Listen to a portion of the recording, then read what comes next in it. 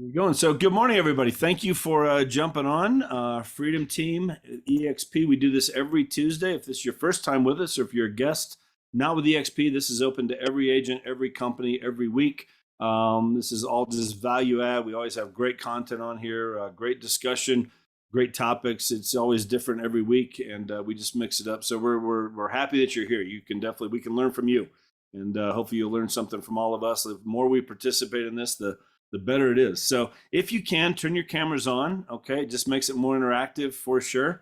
Whatever, just monitor your mics, okay? We'll try and watch those, but just be mindful of that. If you do have a question, you could put it in the chat, or Stephanie might have some opportunities in here to ask questions along the way.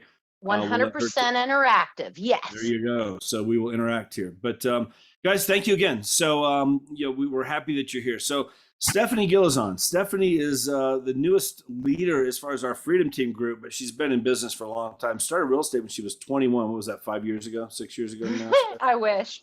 Yeah. So, but sold 10,000, over 10,000 transactions that she's been a part of, and 3 billion in volume. I mean, it's just her story, her background is just unbelievable.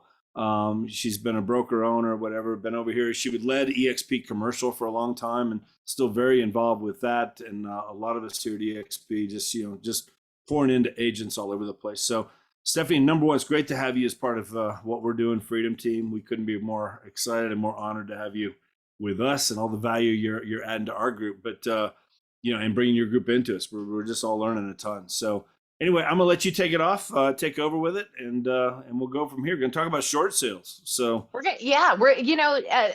it's funny because, and thank you, Jeff, for all of that. And there's really nothing special about me. Number one, I'm not smart, I'm not the smartest person, none of that. But what we have is the ability to apply effort. And so in 2008, anybody that was in the real estate business, I got in 1999. So 10 years in 2009, what happened? We had a massive shift in the economy, and especially in the real estate industry.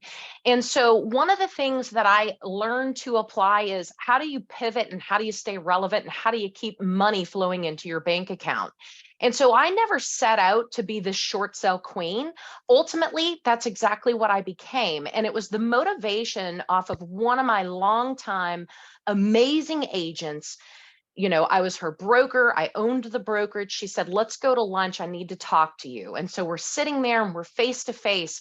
And she says, look, I got to figure out something to do because I can't pay my mortgage next month.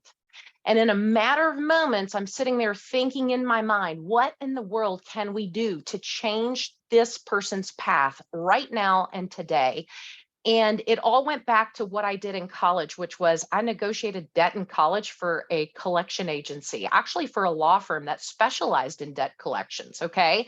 And so never thought I would ever apply that to life. It was one of those roles that I got thrown into because it was my undergrad and I was pre-law. And that's where I got assigned to work for a summer, and ultimately worked there for quite some time, learning what the ratios are as to what lenders, credit card companies, tax, the IRS, right? At what ratio will they settle debt? And so as I'm sitting there and being the person I am, is how can we solve this person's problem, or I help them solve their problem? Because I'm not going to just say, okay, here's a loan. No, we're going to go and we're going to apply this, and this is what we're going to do. And so in 2009, we started down this process of, okay, we're going to find who is going into foreclosure. We're going to find these opportunities because we know this market's going to become flooded with them. So how do we do that? And so I've got some slides that I've put together today. I want this to be interactive. I want you to ask questions. Everybody on this call is from somewhere different. And so everybody's county is a little bit different. But what I have learned in looking at other states, other counties, other cities, and other municipalities is it's all the same. It's just, how do you go and you hunt? And so the first thing we're going to talk about today is, how do we hunt for these short sales? Because there's so much more than just a short sale. We're calling it short sales because that is a term that when you're in real estate, you all recognize. You know that somebody's having an issue. You know that maybe the property is not worth what they owed, and so therefore the term short sale comes in. But we're really going to focus today, not just on that, because what you're finding is that they're not all short. They still have equity sitting there, okay? We're going to focus on deficiencies. We're going to focus on loans coming due, and we're going to talk about the master of all masters, les pendants, okay? And there's going to be a lot of you on this call that you know everything that I'm talking about today. And I love that you're still here, because guess what? I don't know everything, and I want those that do, I want you to open up your mics, because I still learn every single day. I still love to learn. And so if there's something that we're not covering and you know something better than what I'm showing, please, please open up your mic, contribute, because that's how we all get better together. All right. So where can you find deficiencies and loans coming due and all those above? County online land records, right? And so when you're looking at, a simple Google search. So like, for example, I'm in the county of Jefferson County in the state of Kentucky, and I can go to Jefferson County online land records, a site comes up, and then I'm able to look for what I love, which is les pendants. Les pendants, Latin term for foreclosure. We'll get into that in a minute. Some counties do everything through their county clerk's office websites. Now, some of these are free. Some of these you got to pay a subscription to. I've got one county that I pay 25 bucks a month to be able to go online and search. Big whoop, 25 bucks a month, not that big of an expense for me to be able to go out and have access to these amazing opportunities.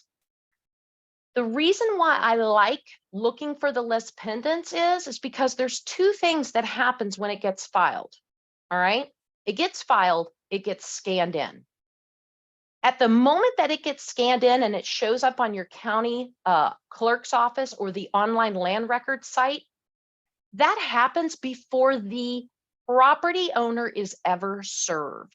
It's about a 15 to 30-day process before that document gets to the sheriff's office, that then the sheriff has to go out and physically serve that human being, okay? They got 3 attempts to serve before then they just finally do leave it on a doorstep, okay?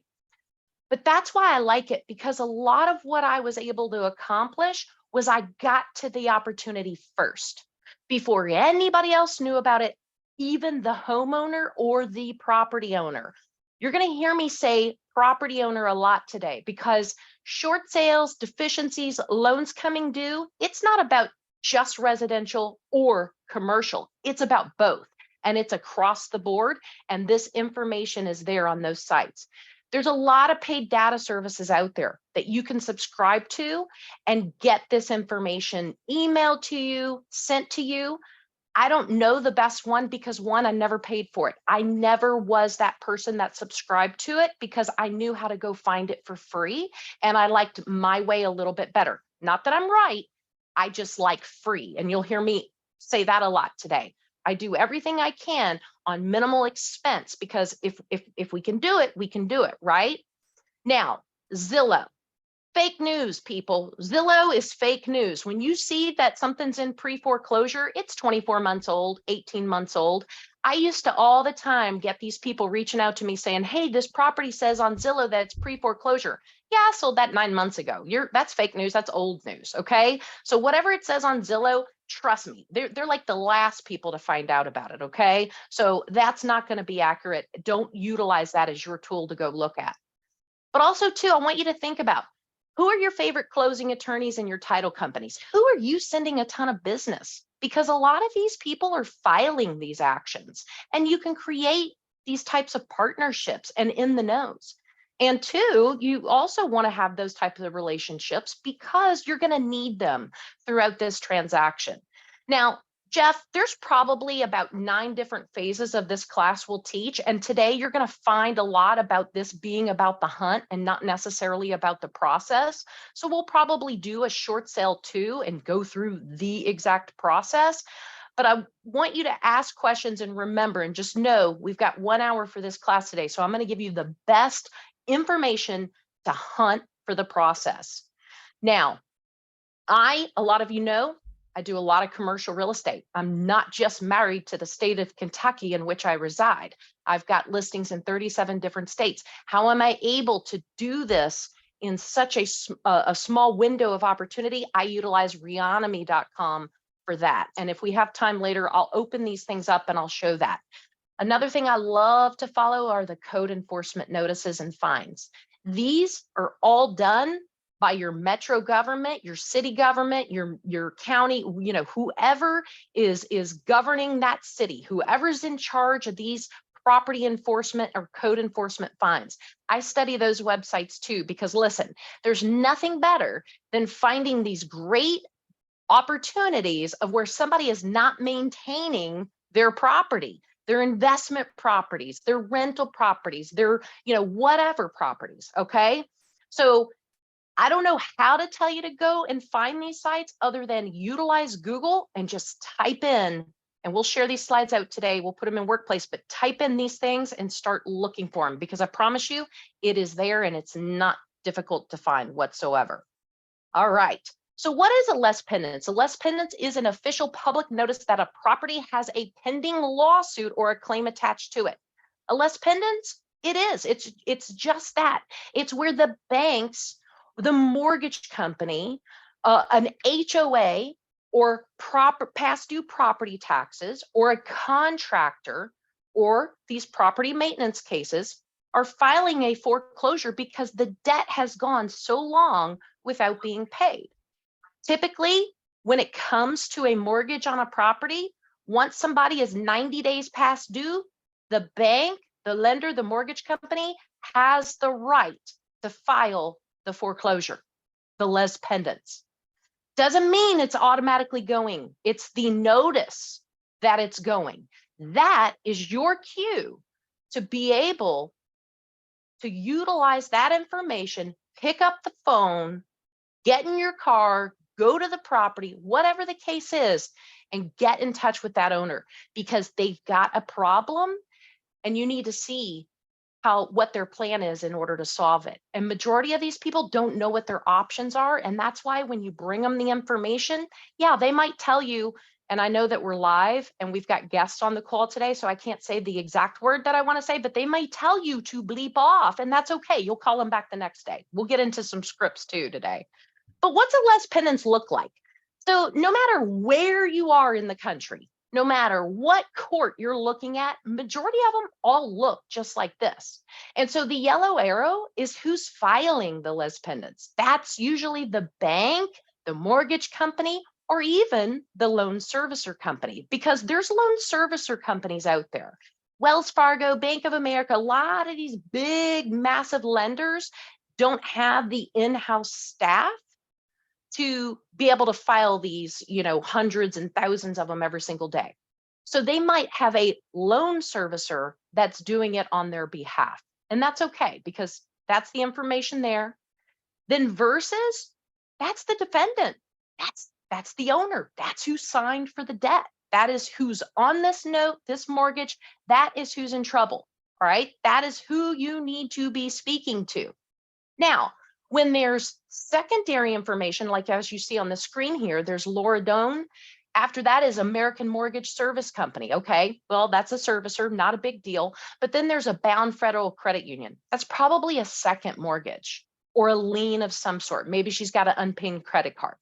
Now, remember on the first slide when I said it's great to ask your favorite closing or title company about things, where to look, and it's great to have the relationship with them, because here's what you want to do. When you call this person, Matthew and Lauren, to get a listing appointment for their property address, which is right here at the red arrow, it's telling you exactly where the property is. There's the address, 3810 Grandview Avenue, Louisville, Kentucky, 40207. All my Louisville people on the call are like, holy moly, oh my God, that's a great zip code. It is a great zip code. It's one of the most premier zip codes in Louisville as far as how quickly properties sell and how demanding the property is. But yes, it happens there too, right? These are not all junk properties. These are great properties. But what's great about creating that closing attorney title company relationship is because you want to have them run title immediately. And so how I work my short sale process, I got one closing attorney that I go to. I say, here's my addresses. I want you to run my titles, prelim titles, because then that's going to tell me how many debts there are to negotiate, because some of these can be pretty thick, right? Medical bills, you name it, and so forth. But don't let that scare you, because the only thing that matters when negotiating these debts are the ones with the liens on the houses or the lien on the property, okay? But I still get those preliminary titles ran so that I am fully aware of all the information, okay? Next up, we have LPs. Now what? Well, I'm going to first go to the MLS and I'm going to check. I know this is a residential piece of property. I'm going to see if 3810 Grandview Avenue is listed on the MLS, because if it's active with another agent, guess what? I can't go list it now. All right. And I'm not going to call them. So that's number one you want to do, is make sure that it's not already listed. How do you find the owner's phone numbers? Well, I use White Pages Premium. I think it's 24 bucks, 29 bucks a month. I get to look up as many cell phone numbers as I want with White Pages Premium Pro. And so I look up these phone numbers. I've got the address of the property. I've got the names of who I need to reach out to, and I'm going to call all those phone numbers. Now I have all that. What am I going to say? And this is the exact script that I use. You can frame it in any way you want. I just know that I've closed over 6,000 short sales in my career, and this works for me. Hi, Lauren. I said, hi, is this Lauren? Do you happen to own the property on Grandview? My name is Stephanie Gilezan. I'm with EXP. I specialize in helping property owners in your situation. I see that American Mortgage has filed a foreclosure action against you. My services do not cost you any out-of-pocket money, and there's a good possibility that you have equity in this property. Our goal is to prolong your stay in this property. Make sure that your credit isn't ruined for 20 years with a foreclosure on it. There is no need to file a bankruptcy. We can handle all the negotiations with your lender so you do not lose the home to foreclosure. Can I meet you Tuesday at 3 p.m.? Go right in for the appointment. Again, you can rephrase this any way you want, but majority of the responses that I would get to this entire thing, basically I'm asking that they're the right owner to the property that I'm calling about. That's the only time I ask for them to say a word, until the very end. And they usually are like, wait a minute, what did you just say? You probably haven't been notified yet. The sheriff is trying to serve you, but this has come across my desk that your property is in foreclosure.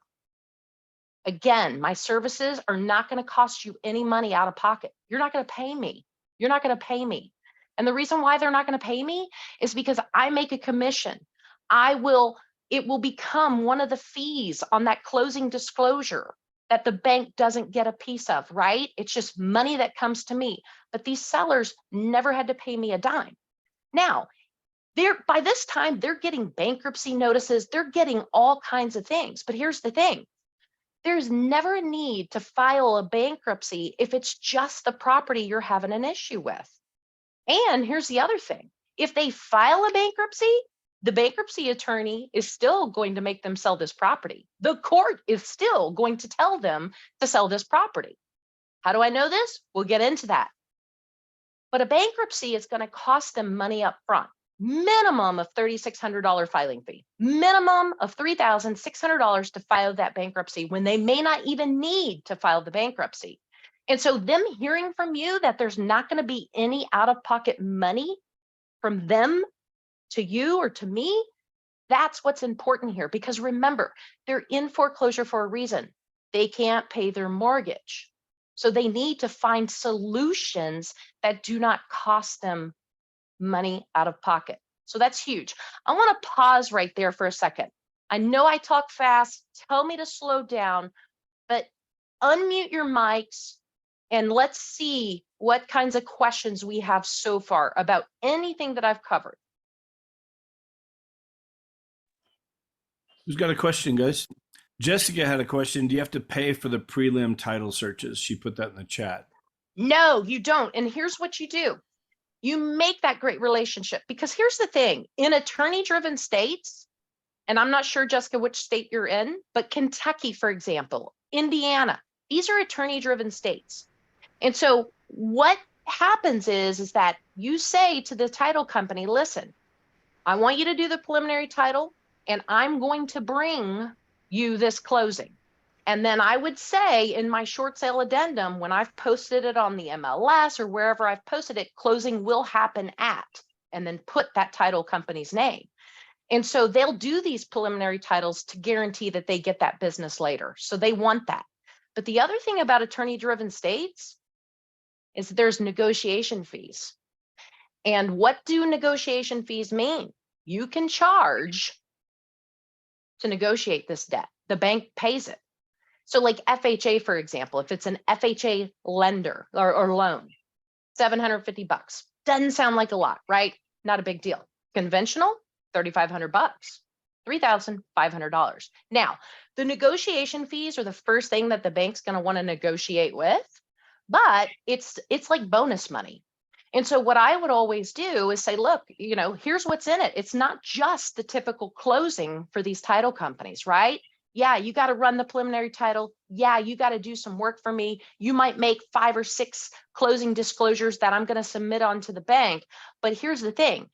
You're going to make more money on this closing because we can charge these negotiation fees. So that's why you create that great relationship with that title company. But make sure they understand the short sale process, because you don't want to get in business with a title company that has no idea what they're doing.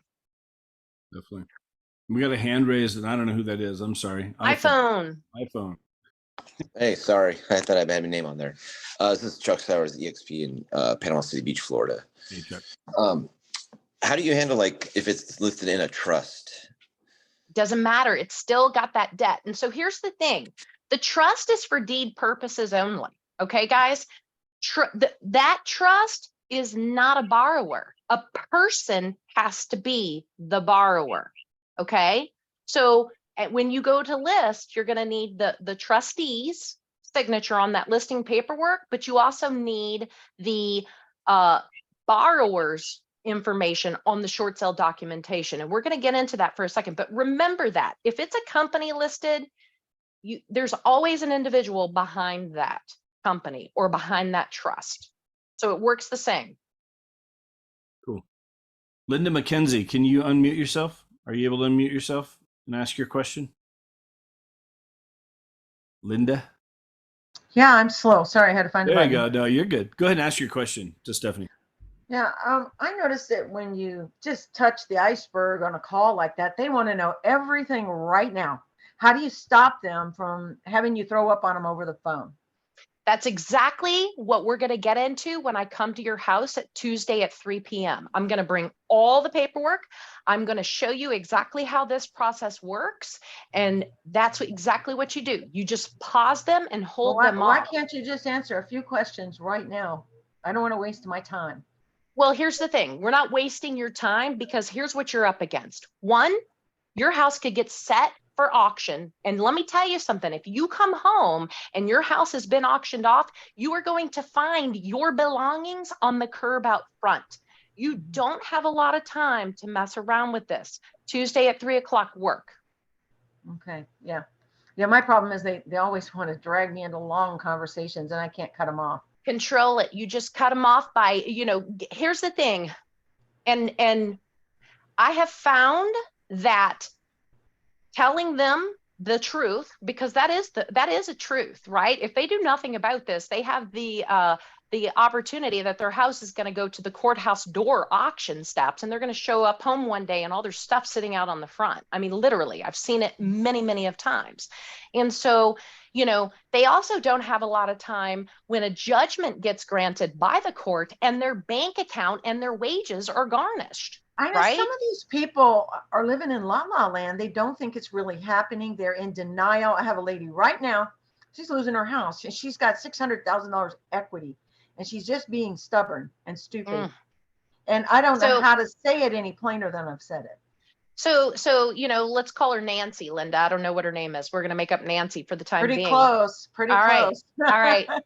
Nancy, here's the thing. Nancy, here's the thing. I get that you are in denial, but let me tell you something that is extremely real right now. If the court if the bank gets this judgment, that's 600 grand that I can put into your bank account to go buy a property free and clear that you don't owe Oh, a but I'm mortgage going to on. file a bankruptcy and that's going to help Okay, me. but here's the thing. If you file a bankruptcy, that's going to cost you $3,600 minimum. And guess what's going to end up happening? Your bankruptcy attorney and every single creditor that thinks they may have something that they can hold against you are going to get a notice that you have this much in equity, and they're going to force you to sell your house anyway. The only difference is, Nancy, is that instead of the 600 grand going into your bank account, it's going to go to all their pockets and you're going to be left homeless. Oh, but let me Come stop on. you. Let me stop you. This lady told me I could even do a reverse mortgage and save my house. So I'll try that next. No, no, no, no. You absolutely cannot do a reverse mortgage. You already have a judgment. And the number one question they're going to ask you on the application of your reverse mortgage is your home pending litigation? The answer is yes. Boom, you failed. Would you call Nancy for me, please? I'm happy to, Linda. Guys, go ahead. I'm having the same exact situation with Linda. And this guy, he's sitting in the property. We tried reverse mortgage. He's not happening. And then I was like, but I can help you. At least you can, get some money. He said, no, I'm going to sit here until they kick me out. Crazy, But when they're absolutely sitting crazy. there with $600,000 in equity, I do not understand. I'm feeling like a failure as a communicator.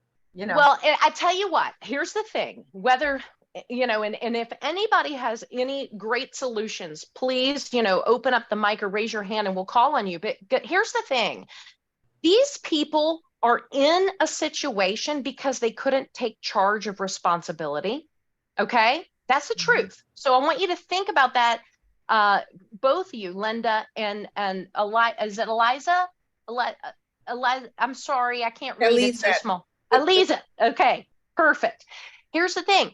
They can't take responsibility or take charge for their actions, okay? So what they need is somebody who can take charge of them. It is okay for you to be a little bit more forceful because they need it. They want it. They may not tell you that, but I promise you that is their mentality. They want somebody to come in and clean it all up. And that's why I go for the appointment. I get in their house. Remember Jerry Maguire when the line was, I'm king of the living room. Well, you know what? I am queen of the living room. And if I get in their living room, guess what? I'm walking out with a signed listing agreement and I know I'm going to make money. They want you to take charge. So show them that you are the person that can take charge and clean this mess up for them. Okay. Can I throw something in, Stephanie, real quick? Please. Because back 21 years of doing this, I'd never heard of a short sale until 2008, whatever. And all of a sudden, what's a short sale? That means I'm going to close in 2 weeks. No, it's anything but that. It's not a short closing at all, completely the opposite. But I remember, as I started talking with these people, my team and I, in 2009, 2010, we had our biggest years ever in my 21 years.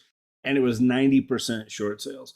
And as I would call these people, I had to realize they're so stressed. They're stressed out big time. They're behind. They know they're behind on their payments. They're stressed out. And I remember the more I could just I did list a little, I did something very similar to this right here. And I was able to get in the door, but I had to understand where they're coming from to some degree. There's a lot of mistrust. All of a sudden they might be getting pounced on by different people, different things going on. There's a lot of, there's crooks out there that will, let me come over, just, sign the deed over to me with a quick claim and I'll take, all these different things that can go on with some of this kind of stuff where, you've got to be able to connect a little bit, listen to them, empathize a little bit, but you can get in the door. Most people, they don't realize that they can do a short sale. They don't know what a short sale is. It's almost like their hands are in the air. I'm just going to lose the house and whatever. And they can get out of that situation. And you have to be the one to be able to get in there and explain how this works. And when you do that, that bond will happen. That trust will come in there. You'll build that and you get the listing. We did probably 300 of these over 2 years. Yeah. It's crazy. But, absolutely, Jeff. And the other thing to share with them too is by handling it this way, the bank, their lender appreciates them, right? And so the foreclosure is not going to be on their credit. Within 2 years, they'll be able to buy another property again. They'll be able to finance it. And so that's what you need to get them focused on, is the outcome of the greatness that's just short-lived right off in the distance, right? But to ignore the problem, I mean, you file bankruptcy, you got 3 years before you can do anything, right? Yeah. So that's way longer than doing this. But also on top of it, you let the foreclosure hit the credit, you're screwed. It stays there for 20 years. Some lenders say it affects them 7 years on their credit, but it stays there for 20 years. And there's nothing like going, let's say you've got $5 million in the bank and you go and apply for something and all of a sudden they're like, oh, wait, and in 2003, you filed foreclosure. How embarrassing, right? When you've already straightened up everything. It's almost like being a felon in a way. It never goes away unless you find a way to get it expunged. This is the way to get it expunged. For sure. Patricia Ann, Kathleen, real I have quick, go ahead and, I oh, I'm I sorry, have go ahead. one more comment. If they happen to have equity, there's no reason to file a bankruptcy, right? That's right. That'd be the dumbest thing to file the bankruptcy. They Yeah, I just don't need to sell the understand, property. why a person would file if they have equity. You're just kicking the can down the road, right? That's right. That's exactly right. You don't want to kick the can down the road, and there's no reason to file that at all, because they can pay that off and I mean, just be whole with money in the bank. Definitely. Patricia Ann, you wanted to throw out something? Go ahead and turn on your mic, whatever you want to say. Yes, sir. So in some situations that I've dealt with, when it is actually a short sale and they don't have equity, I was able to give them peace of mind because they get to stay in the house until we get it resolved. That's right. Right. So if they've already, and considering the last couple of years around here, people have paid way more for these houses than they were actually worth. And that's going to kind of come back to bite them on the back end. But if they didn't have equity, they got peace of mind that nobody's going to put their stuff out on the yard. And it may take 90 days, 4 months for Yeah. that short sale to actually close. If they do have equity, then that's a whole nother situation. We get them out and we get their money. But giving them peace of mind that they get to save a little money, because they're going to have to go at some point. And That's y'all right. need to save some money and prepare for this transition from this house. That's Just my right. thought. Thank you. Charles. Yeah, I was question in your experience is, I guess, like if it's an HOA filing this, do they typically not work out because they say, oh, I just forgot to pay it, or there's some miscommunication versus a lender where like they haven't been making, like, bank's not going to mess around unless they're serious, but an HOA, maybe it's a fine system where they're just, I guess in your experience, do those typically pan out, or is it really just an error of miscommunication? No, that it's very real, especially when you look at condominiums, right? Where they've got that monthly maintenance fee. There's a lot of times that's the first thing they quit paying, and then eventually they're going to quit paying the mortgage, and eventually they're going to quit paying other things. I still reach out to those because, one, they have a problem, right? If they can't pay it and they're, when it gets to the point that the HOA, the homeowners association, or the condo association has filed a les pendens, it's been many, many months. It's usually thousands upon thousands of dollars. They have no way around it. So if they don't do something about it, then the HOA has the opportunity to then get the property sold at the courthouse door auction. And they don't want that to happen. So it's still that same process. And, even the ones that I've reached out to that are like, well, I'm not paying my HOA because the board is mismanaging this place and I can afford it, but, they suck and da-da-da. And I'm like, well, it sounds like we need to sell your property anyway, because you're just really not happy there. So, how about Tuesday at 3? These are opportunities, the Thanks. goal, it's the low hanging fruit. The hand is raised that, hey, I need help. And the answer is they need to sell the property. All right, next one. What do we have? Question is that Gilezan? Hey, this is Sean here in Colorado. Can you walk me through how to find those at the particular county office? So I assume you go to the county clerk and recorder's office. I'm just That's looking right. online now, trying to figure out how do I search and what do I do exactly?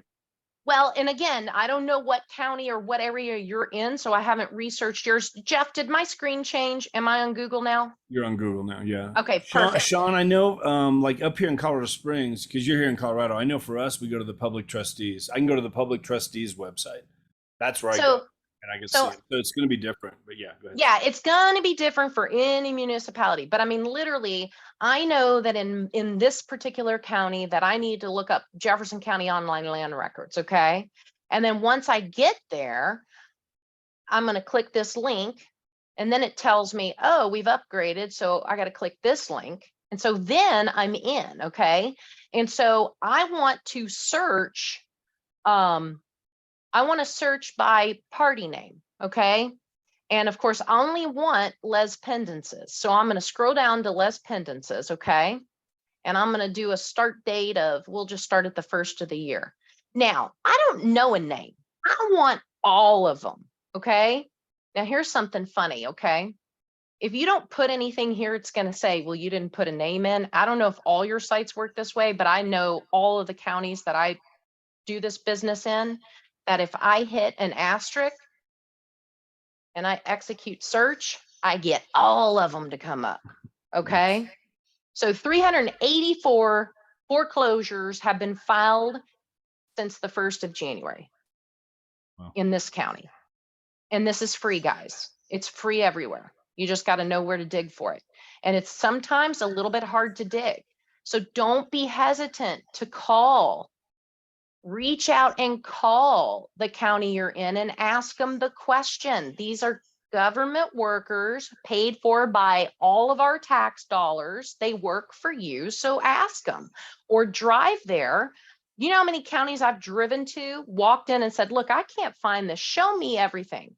They will write it down because they don't want to spend the 35 minutes with me to show me how to do it. They'll just write it all down and then boom, you know. So we've been able to master this across many, many different states as far as, you know, counties go. But that's all you got to do. Okay. Cool. Thank you. Let's do All right. one more question, and you can move on, Stephanie. And we'll come back to these here. Is it Eliza? I'm sorry. Eliza. Eliza. Okay. So for the condos, you find it the same way if they're not paying the HOA fees, you find it the same way you find in other properties? Yeah. Okay. Yes, you do. Yeah, you do. And as you're scrolling through the list, you know, you'll see, like, here's one right here, Brookhaven Neighborhood Association. Here's where they filed it. So if I click this, you know, and this happens like that in any county, you know. So if I click this and look at view, it's going to show me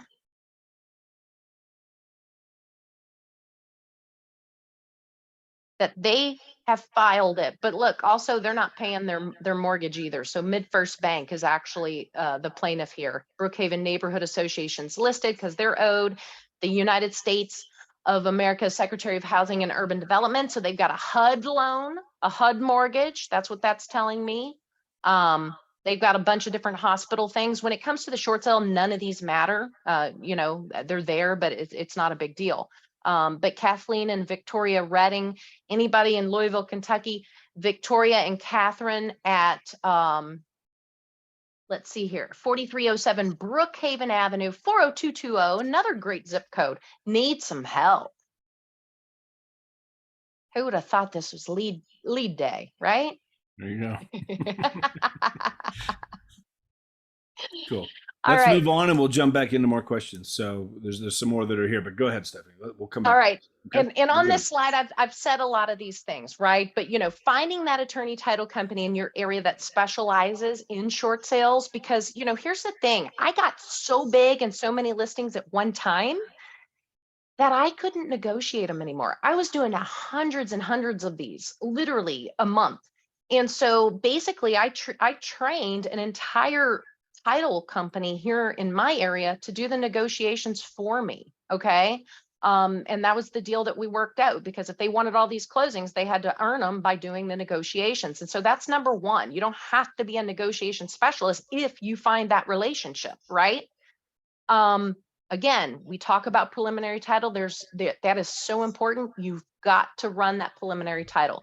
The big reason why you want to run that is so that you understand who all is on this debt. Because let me tell you, there were times that we had to go to the prison, we had to go to mental institutions because people were signed on loans that, you know, were put away in other things and other reasons, right? But we needed to know those information. So you've got to run that in order to understand all of those things.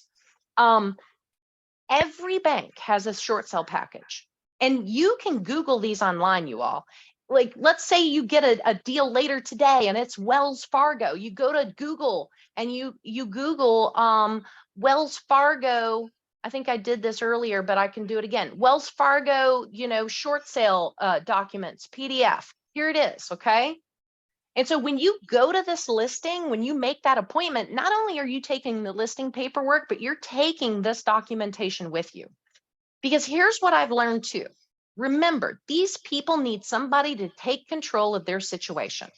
They need you to take control of their situation. If you don't get them to fill this out that day, you'll never get them to fill it out. And then you can't complete the short sale because you need this information and it's got to be submitted to that lender that's owed the debt. And so I would fill this out for them.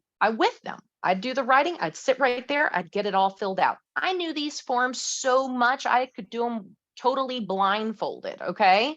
But I get all of this filled out. So go to the listing appointment with your listing paperwork that you need, that's required by your state and by EXP, but you also go with this information.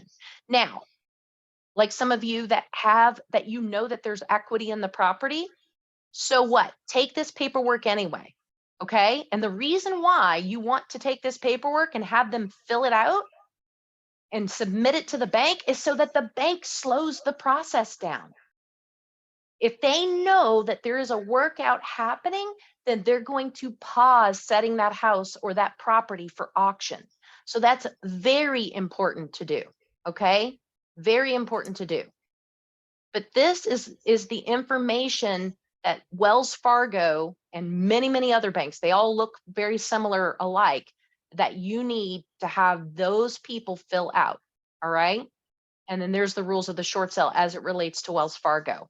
And so read these things. Don't go into the appointment and it's the first time you've ever looked at the document. Do your due diligence, understand it, look like a pro, get it filled out, do the writing for them, have them sign it, walk out of there with all your information and get the thing closed. Okay? All right. Cool. Now, here's other ways that you can land short sales. Befriend bankruptcy attorneys, because here's the thing, okay? Judges do not like bankruptcy attorneys to show up to court and all they got's a house or a property to deal with. They actually get scolded for that. So when I first started with short sales, it was all me doing the hunt. It was all me doing these les pendants. It was me looking at the Metro liens websites to see, you know, who wasn't taking care of their property and had code enforcement liens. It was me doing the hunt. I always stayed on the hunt. Still have people today that stay on the hunt. But what happened is I got known for this business.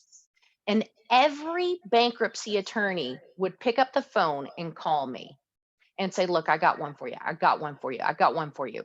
So that's how we went from doing a couple hundred a year to doing 600 plus per year, was because the bankruptcy attorneys were bringing me the business. They were like, look, these people have a house to sell. These people have a house to sell. Do the short sale. Do the short sale. All right. The other thing is my packages, when I submitted them to Wells Fargo and Carrington and Bank of America and all these different lenders that I'm doing short sales with, they were like, this girl is stellar. Everything was in line. The paperwork was complete. The listing paperwork was complete. My broker price opinion was complete. My pictures I took of everything. The true condition, the mechanicals, the HVACs, the electrical, everything was complete. All of that went into the bank at one time. I got so great at it and so known for it that then the bank started sending me lists of people. And then I didn't even have to be on the hunt anymore. Still stayed on the hunt because I didn't land all of the business. But that's what you do by presenting it appropriately. Jeff, I'm going to mute you because there's a massive echo in my ear. I don't know why. But doing these things the right way, that's what sets yourself apart from the rest of the competition. There were other agents in my market that were like, oh, I'm the short sale king. And no, they weren't. No, they weren't. No, they weren't. They did them. They did a few, but we did volume, massive volume of it. And it was because of this. But here's another one. Run a social ad. Run a Facebook ad, an Instagram ad, a LinkedIn ad. I don't care, YouTube, whatever you do in social media to build your already existing real estate business, start running ads. Are you behind on your mortgage payments? And then have them reach out to you. Doing that ad on social media, it then blew up even more. Because here's the thing.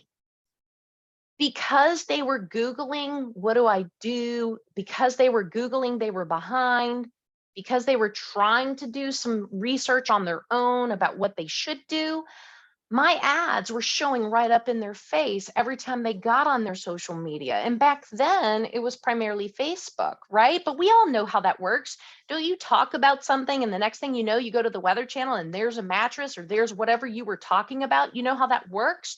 So spend some money and run those ads. You will be shocked. It's a better ad than any ad I've ever ran on anything to drum up business for real estate, because it's real and it's happening.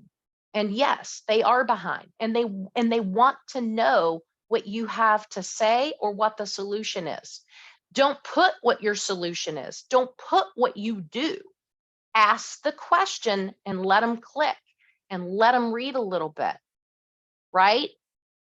It is the best way to drum up listings, because then you're getting people that maybe have just missed 1 or 2 mortgage payments. Not a big deal if they've missed multiple, but you start opening it up for other people to recognize you for what it is that you do and you specialize in. All right. Now, we're all in different states. We're all in different rules, real estate licensing laws, all of those things. One of the things you must do today is talk to your broker of record and verify what all you need for short sales, because I don't want anybody to go out there and say, well, Stephanie Gilizan says you only do this, right? I mean, I know what I do in my states that I'm licensed in, okay? But I want you to check with your broker so that you can CYA your own self, okay? There is a lot that goes into the process of a short sale. And like I thought, we're already running up against time. So we'll schedule short sales phase 2 soon. And there we will go through these processes. But don't let that stop you from going ahead and applying this to your business and figuring it out along the way. I was not an expert the day that I started doing it. I just became great at it because of repetition. Okay. Any questions so far? Let's open it up. Yes, I had a question. Yeah. I think you kind of answered it, but I just want to make sure. And that was once you, like for instance, you get the listing, and you fill out the paperwork like you showed us, you go and you like Wells Fargo, you fill it out. And you say that kind of like slows up the process, because that was my question. Will it slow up the process once you get the listing and send it to the bank? It slows up the process, yes, because the bank sees that, oh, this is an active sell mode. So let's let them have their time to do that, right? And then as soon as you send, a purchase contract to them, along with the breakdown of the closing disclosure, then they can start processing that sale, right? But even when there's equity and it's not going to be a short sale, that's exactly why you want to submit this package to the lender, so they slow down that process and give you ample time to get the property sold. Okay. Did that answer that, Jerry? Yes, thank you. Absolutely. They don't want the house back.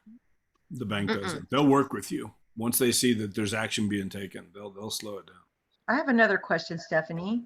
Yeah. How many remedies or solutions can you offer a homeowner in default? Is short sale the only thing that you're going to talk to them about? There is, it's the only thing I'm going to talk to them about, because what is my specialty? Selling real estate. So it's all that I'm going to talk to them about. I will mention their other the other things like modification was huge back in the day, people wanting to get a modification. But here was the problem with the modification: short term. Most of them that filled out all the modification paperwork couldn't afford the new proposed monthly mortgage payment. It was more than what it was that they couldn't pay, right? And then they also received a 1099 at the end of the year for the difference, right? And so they ended up in the same boat that they were before. And so a modification wasn't always a great solution. It was a solution temporarily, unless, like I said, that mortgage payment was modified to be more than what they couldn't afford to begin with. So if you're doing a short sale, will they allow them to have any money at all to move? Yes, they do. They do. Depending on the situation, there is what's called cash for keys. And so they can apply. And in that short sale paperwork, it does ask certain questions. One, they have to have proof that it's their primary residence. Proof of primary residence is not just what you receive on the deed. It is utility bills. They want to see up until the time of closing that those utilities are being paid and they're in their name. So they don't want to give money away to just be given money away. And so they are eligible for certain amounts of money, but there's proof that has to be submitted along the way. So the benefits to a person in default like this would be you avoid a bankruptcy, you might get some move-in money, you save your credit. Anything else I'm missing? Well, they also get to stay in that property while you find that sale, right? And so instead of them being instantaneously thrown out, but the other thing that you're saving, their wages from being garnished or their bank account from being garnished. I had a lady one time tell me, it doesn't matter, my mom just passed and in about 4 months I'm going to receive a massive inheritance. I don't really care about this house. I said, you're going to care when they seize your massive inheritance, because they'll get a garnishment against it. And she was like, what? True story, right? So of course we sold that house. So if they're deaf and they don't understand any of that, you really can't help them, can you? You don't mean deaf, really? No, if it, just humorously, because some people just don't want to hear the truth. They're just in denial. Yeah, I'm not everybody. Yeah, well, if you're running into that, if you are running into that a lot, Linda, I'm going to challenge you that there's a better way to communicate, okay? Because it's not, I would run into it as well, but not that often, not that often. I mean, it might have taken me saying things, 3 or 4 different ways, but I finally got through. So, maybe we can talk offline about that, and let's call your seller the 600,000 in equity. I'd love to be able to land that for you. She needs help. She needs help. She's 71. She needs a Stephanie Gilizan. She's 71 and she's fixing to lose everything she's ever had. And she's just being stubborn. Wow. Anyway, thank you for doing this about short sales. Thank you. This was wonderful. I have a quick question. Right. Do you need any kind of training to the BPO, or just? Did you say training? Yes, to the BPO. Do you need any certification or something to the BPO broker's opinion? Well, one, every bank's a little bit different. I would always submit the broker. They're going to order a third party BPO regardless.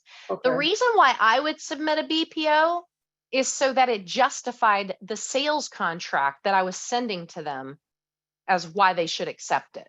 Does that make sense? Okay.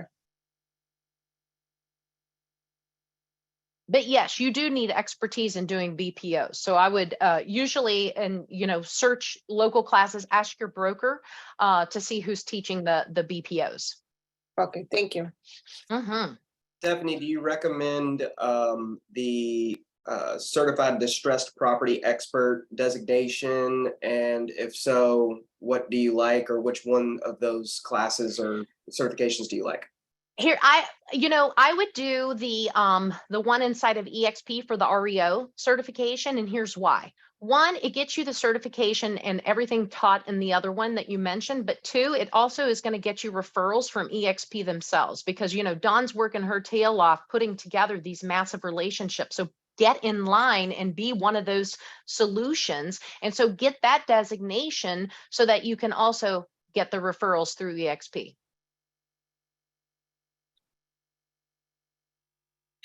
Somebody had a question here. Brittany had a question. Is notice of election and demand the same as list pendants? Yes, I it think so, depends. yeah. Yeah. Joseph, go ahead. The REO classes are starting today at noon Central Time. Perfect. There you go. And those are Uh, ongoing, you all, so they happen often. Yeah. Dave, you want to unmute yourself? Ask your question. There you go. Yeah, do you ever incorporate the idea of express offers into the conversation? You know, here's the thing, Dave. Back in 2009 to 2015, I wasn't with EXP, and nor even if I was, we didn't have express offers. So I did not do that. Going forward, that could be something of consideration, but also too, you got to remember, and maybe it's better to ask the express offers people Terry that runs that department. But you know, a lot of these investors on express offers, you know, they want to discount it, you know, based on certain percentages and different things of that nature. And so if you can justify that offer price to the lender you're trying to get the short sale approved for, then I say go for it. If you can't justify with your BPO, and you think when they hire that third party, you're going to look fishy about, you know, trying to get it for way less than what, you know, they should settle for, then that's the answer. So I was always, you know, that was another reason why I got so many deals from the banks themselves, was because they weren't losing as much money as one would think. A lot of agents went into this industry and said, oh, I'm going to short sell these for, you know, 10 cents on the dollar.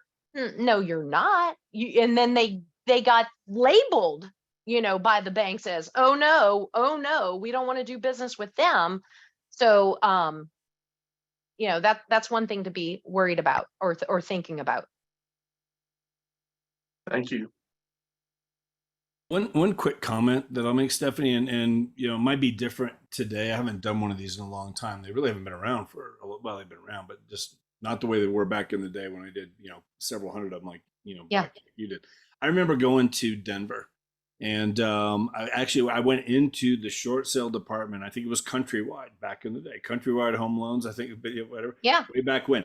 I'm not kidding you. Here's this massive, like this. It was like a warehouse. All these cubicles and all these short sale negotiators, you know, and I'm walking down, they're walking me down through, because we've done something, walking me down through this row, and here's literally stacks of files sitting on these people's desks.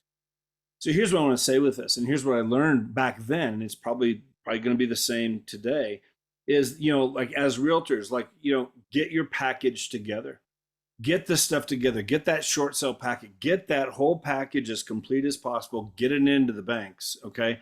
And when they call you and say, you know, now you're in the works, you know, whatever, because you're in line, you're now up basically, and they need the newest whatever they need, you know, last month's utility bill, and they need this month's this and whatever.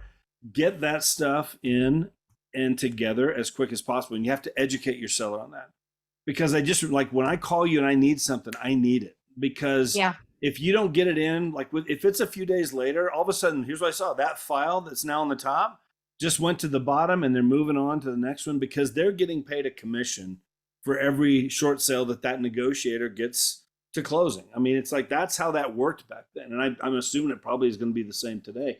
But I just remember, like, the more we could be on it, the more we got done. If you waited, all of a sudden now you're, you know, whatever. And eventually it does go to foreclosure if you're not, you know, on top of these things. So anyway, just. Yeah, and you're so right, Jeff. And that's being prepared with those packages is why I would get the business from the lenders themselves. Can you all see my screen, this little sheet? I mean, I've even got these checklists, right? This is for the seller. When I go and show up there, actually, I send this to them before I meet them. And basically I'm bringing that packet that I showed you all that I'm going to fill out with them and make sure they sign. But I'm already telling them I need 30 days of pay stubs. I need their 2 most recent years of tax returns. I need their 3 current months of bank statements, all pages. I need a current utility bill for the proof of occupancy. And I need the signed hardship letter. All of these things, I'm setting the precedent, because here's the last thing I'm ever going to do. I'm not getting in my car and going back more than one time. And these people don't have scanners. A lot of times they don't have, back then we used fax machines, right? They didn't have access to it. So I didn't want to keep driving around town all the time chasing this paperwork.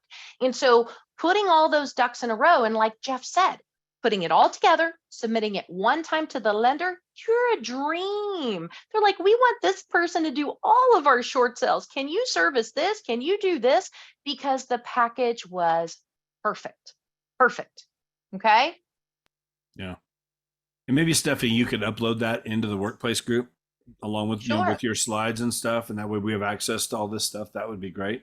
And if you're not with EXP guys, just, reach out to whoever invited you onto this, and we'll make sure we get you these slides and paperwork as well. We'll get that out to you. So, any last questions, guys? We're right at the top of the hour. We definitely need a part 2, Stephanie, probably maybe a part 3. So we'll do it's a been whole awesome. series. There's a lot of business that's coming out there, guys, and these people need help, and there's a lot of agents out there. They haven't, anybody new in the last few years, they've never done one. They have no idea how to do them. They don't even know what a short sale is, so many of them. And so there's a lot of ways to really, be able to give a great service to people out there, really save them from that foreclosure process. They don't know that they can do it. A lot of people. So Jeff, the purpose of this class is just to educate us. Is that it? Yeah, I mean, just get things to think. Go ahead, Stephanie. Well, the purpose of this is to give people ways to grow your business. If this is something that you're not focused on, maybe you should be focused on. There's very few agents in this industry that know how to really do it right from start to finish, and finding those opportunities, this way, right? When inventory is low and not everybody's racing to come to the market to sell their property, go help the low-hanging fruit. Low-hanging fruit meaning they need our help. They need their property sold. They need a solution. So go be that solution for them and get yourself a listing. Is RPR a good source for finding these properties? No. Okay. Cool. Any other comments, questions before we go, guys? Hey, Ways Jeff, to help is you it- build your business, ways to mastermind, this market shift. I mean, whatever, everybody's some sellers, buyers pulling back. Let me see what happens. But there's a lot of business still out there, and it's a great opportunity. I will tell you, I exploded my business back in 2008, 2009, 2010. Hey, Jeff, Yeah, go ahead, Joseph. you said something about going to Denver and stuff like that. Mm-hmm. And I saw that my broker, when I was with Keller Williams, he had a lot of leads, short sale leads coming out of Denver. Is there some kind of a location there that? I'm honestly not sure about Denver. I live in Colorado Springs, so like for me, I did what Stephanie did. I just went to the public trustee's office. That's where I found ours. Online. I could go in there and I could see all of every week you'd see the new postings, new things. Joseph, I would search whatever county Denver is. I would search that county and Google the county online land records and see where it takes you. You'll be able to find it. It's a massive metropolitan city. It's going to be online. Yeah. No, with me, I'm in Arkansas, and so that is why I was wondering that, because it looked like there was somebody who was supplying him with all these leads from the Denver area, but I didn't know. I ended up going to Denver, just whatever. Countrywide had a big division up there, and I was doing so many of these, and I had done several through Countrywide. And so this one guy just, hey, you should come up and see what we're doing up here. I just went up there one day and spent an afternoon up there. It was amazing to me. It was fascinating, but it really showed me too, man, there's, here's what's going on. And it helped me to just be on top of things, because I realized, like, here's how this process works, like you got to be on top of it. So it just, it's a learning curve. It's just another tool you can put in your toolbox. Now, some of you guys might watch this like, I don't want to do short sales. You don't have to do short sales, whatever, but it's another tool you could add in, and it's a great service you can provide to people, because there's a lot of people out there that are, they're behind on their payments. We're going to see more and more of that with this economy and everything else going on. So just things you can, ways to help. A lot of us could do this, but it's kind of lonely being by yourself. Is there resources anywhere? Networking resources that, if you get stumped or you just the lone ranger? That's what the Freedom Team's all about. So you come to the mastermind or post it in the workplace group, message one of us leaders. That's what we're here to do, is to make sure everybody moves forward. So yeah, feel free to reach out. For sure. You'll get all kinds of support through, through Freedom Team, through EXP. If you're part of EXP, there's a lot that you can do. I guess I didn't realize I joined the group. Whoops. So very cool. Well, guys, let's wrap it up. Stephanie, thank you very much. It was Thank awesome you all. stuff. Have a great day. Info. Guys, have a great day. This recording will be up and posted on the workplace group within the next hour. So you can watch it again. A lot of good info there. You can share it with people if you want to. If you're not part of EXP, let us know. We'll get you the recording as well. So we appreciate it. We'll see you back here next Tuesday, same time. Okay. Thank you, Stephanie. All right. We'll see you Thank guys. you. Have a great day.